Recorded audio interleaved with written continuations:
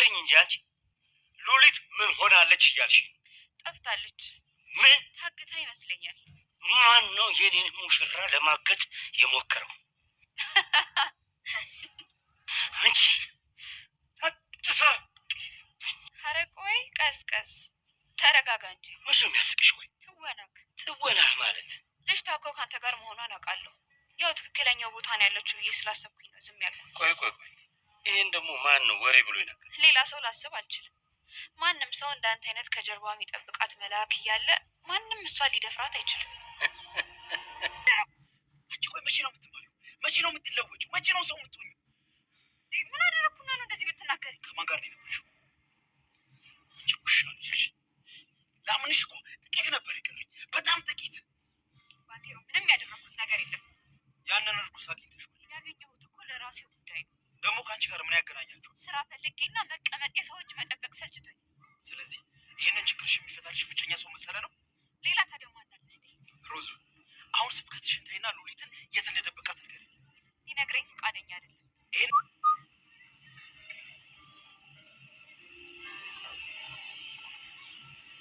ምንድን ነው ይሄ ሁሉ ብር? ያንቺ ነው እኮ። አንተ ለእኔ ይሄን ያህል ብር ከየት አምጥተህ ነው የምትሰጠኝ? እኔ አይደለሁም ብሩን የሰጠሁሽ፣ እና ዴቭ እንድሰጥሽ አዞኝ ነው። ቤቱን እንደሱ ሆኜ እንዳስተዳድርለት ሙሉ ውክልና ሰጥቶኛል። በዚህ ችግር የለብኝም፣ ግን ደግሞ የጋራ የሆኑ ንብረቶቻችን ላይ እኔ ፈቃደኛ ሆኜ መፈረም አልነበረብኝም ነበር። እኔ ራሱ ባልገባኝ መንገድ ዴቭ ንብረቶቹ የእሱ መሆኑን የሚያረጋግጡ ሰነዶች ይዞ ነበር። ውክልናውን ሊሰጠኝ ሲል ራሱ ምንም አይነት እንቅፋት አላጋጠመም።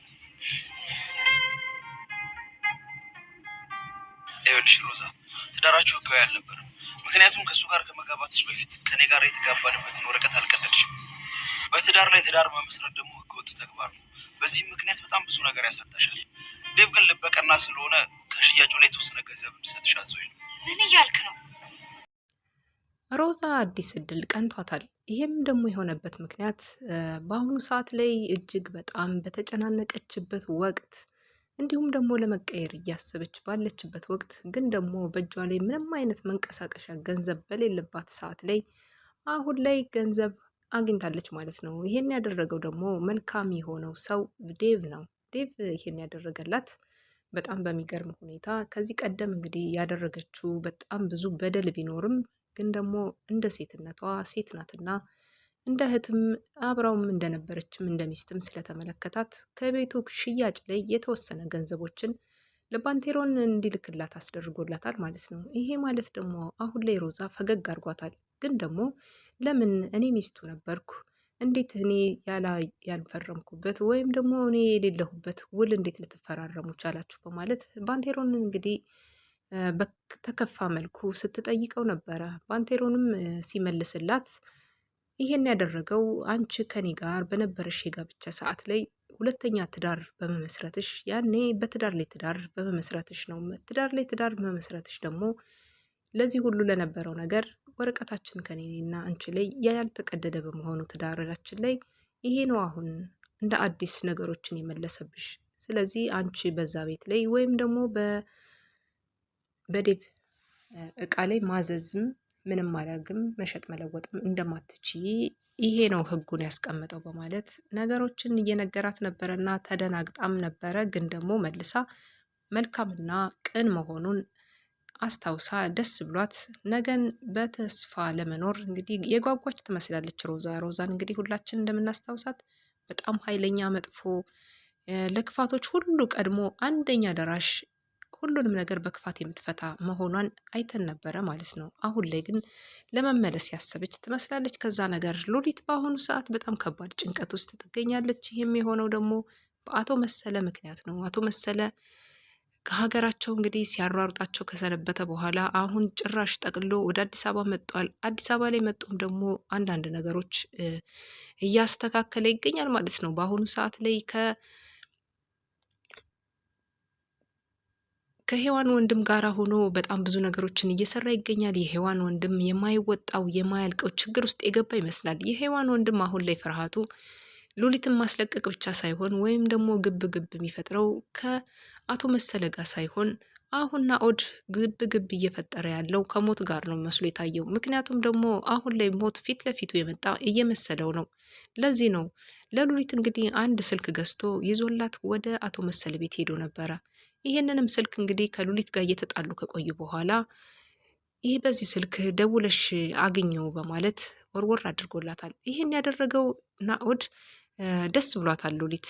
ከዛም አቶ መሰለ እንግዲህ ሲመጡባት ቱፍ ብላ በመጥፋት ምራቋን አስመስላ እሱን ስትሰድበውና ስትቆጣው ነበረ። እናንተ ሰው መግደልና ሰውን የሆነ ነገር ለማድረግ ለማውራት ብቻ ነው የምትሰበሰቡት፣ ምን አይነት ሰዎች ምን አይነት አውሬዎች ናቸው? በማለት ጮክ ብላ ቃሏን አውጥታ ስትናገር አቶ መሰለም በጣም በንዴት ወጠሽ እንድትሄጂ ውጭልኝ ከዚህ ጋር እኛ የወንዶች ወሬ አለብን በማለት እሳቸውም ነገሩን ቀለል ባለመልኩ ሳይሆን ከበድ ባለመልኩ ሲናገሩ ነበረ። ይሄ የወንዶች ወሬ ነው፣ አንቺን አይመለከትም፣ ሂጂ ወደ ጓዳ ግቢ እያሏት ነበረ እና በዚህ አይነት መልኩ ባትናገራት ጥሩ ነበረ አቶ መሰለ በማለት እንግዲህ ናኦድ ሲናገረው ነበር። ግን ምን አገባህ ብሎታል ማለት ነው አቶ መሰለ። ያው ዞሮ ዞሮ የራሱን ነገር ካገኘ በኋላ ሰዎችን ግድ እንደማይሰጣቸውና ችልተኝነቱን የእሱ ገንዘብ ሁሉንም ነገር መግዛትና ማድረግ እንደሚችል አድርጎ የሚያምነው መሰለ አሁን ላይ በጣም ከባድ ችግር ውስጥ እየገባ ነው። ባንቴሮን እንግዲህ እየተፈታተነው መሆኑን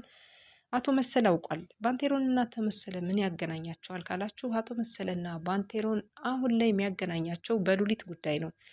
እሱም ጥጉን ይዞ እሱም ጥጉን ይዞ መኖር ይችሉ ነበረ። እንደፈለገው ወንጀለኛ ነው አቶ መሰለ የታወቀ ነው።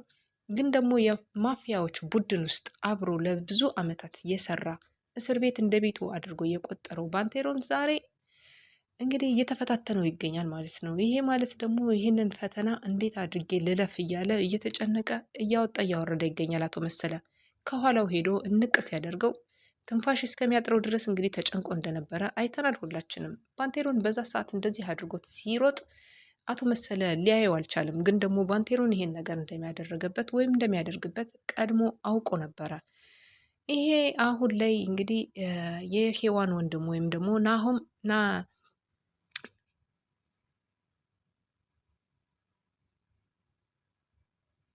በአሁኑ ሰዓት ላይ እንግዲህ ከባድ ጭንቀት ውስጥ የሚገኘው የሔዋን ወንድም ምንም ሊያደርግ አለመቻሉ ብዙ ነገሮችን ግራ አጋብቶታል ማለት ነው። ይሄ ማለት ደግሞ ይሄን ነገር እንዴት አድርጌ ከዚህ ህይወት ውስጥ ልወጣ እችላለሁ የሚለውን ነገር ሲያስበው አንድም ሊሞት እንደሚችል፣ ሌላው ደግሞ አቶ መሰለ እንግዲህ ሊበቀለው የሚችለው የሔዋንን ወንድም እንደሆነ ጠንቅቆ አውቋል ማለት ነው። ናኦድ በአሁኑ ሰዓት ላይ የፈራውም ነገር ቢኖር ወይ ይሞታል ወይ ይኖራል ወይም ደግሞ ሊታገት ይችላል። ከሁለት አንድ ነገር እንደሚደርስበት እሱም ጠርጥሯል ማለት ነው። ይሄን ጥርጣሬውን እንግዲህ በአሁኑ ሰዓት ላይ ከባንቴሮን ጋር ተገናኝተው ሉሊት ያለችበትን ቦታ መስመሯንና አድራሻዋን ሁሉንም ነገር እየነገረው ይገኛል። ግን ደግሞ በፍርሃትና በሰቀቀን እንዳለ ከዚህ ጀርባ ደግሞ ያለው አቶ መሰለ እንደሆነ ወይ ያግተዋል ወይ ይገለዋል። ከዚህ ሁሉ አንዱን እንደሚያደርግ አውቋል ማለት ነው። ዴቭ በአሁኑ ሰዓት ላይ ከሀገር እንደወጣ አልተመለሰም። ግን ደግሞ ከሀገር ወጥቶ ከማፊያ ቡድኖች ጋር እየታገለ መሆኑንና ልጁን ለማስመለስ ብዙ መስዋዕት እየከፈለ እንደሆነ ባንቴሮን ለሮዛ ሲነግራት ሰምተን ነበረ። ይሄ ሁሉ መስዋዕት አልፎ ከዚህ በኋላ ዴቭ ተመልሶ ይመጣል የሚለውን በጉጉት ሁላችንም እየጠበቅን እንገኛለን። ዴቭ አሸናፊ ሆኖ በአሸናፊነት እንዲመለስ ሁላችንም እንግዲህ የበኩላችንን እናደርጋለን እያለ ነበረ። እንዲሳካላቸው እኛም ምኞታችን ነው። በተረፈ የሮዛ መቀየር ደግሞ ሁላችሁንም ያስደሰታችሁ ብዙዎች ናችሁ። ምክንያቱም ሮዛ በጣም በተንኮል ጠንሳሽነቷ ሁላችንም የምናውቃት ገና ስትገባ ጀምሮ ያለውን ሁሉንም ነገር ስናያት ሮዛን በጣም ነበር የምታናድደን ማለት ነው። አሁን ላይ ሮዛ እንግዲህ ከትናንት ማንነቷ ዛሬ ደግሞ የተሻለ ማንነትን ፍለጋ እየፋተረች ትገኛለች ማለት ነው።